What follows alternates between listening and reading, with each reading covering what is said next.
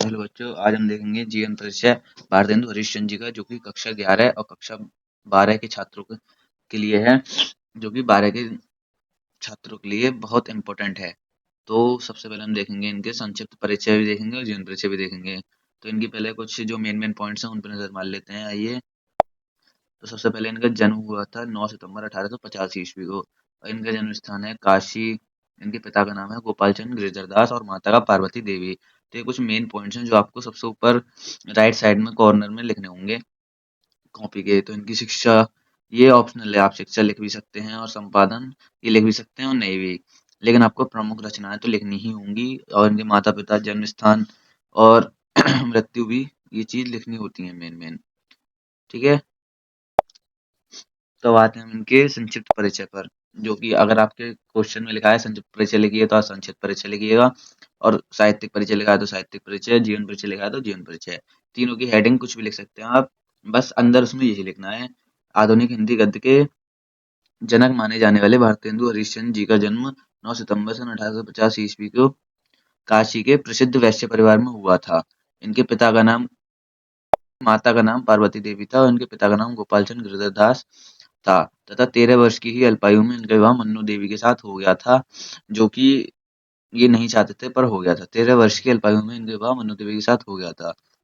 वृहत साहित्य योगदान के कारण 1857 ईस्वी से लेकर 1900 ईस्वी तक के युग को भारतेंदु हरीशचंद्र जी के नाम से भारतेंदु युग के नाम से जाना जाने लगा। उन्होंने 1868 ईस्वी में कवि वचन सुधा, 1873 ईस्वी में हरीशचंद्र मैंगनीज, 1874 ईस्वी में बाला बोधनी नामक पत्रिकाएं निकाली।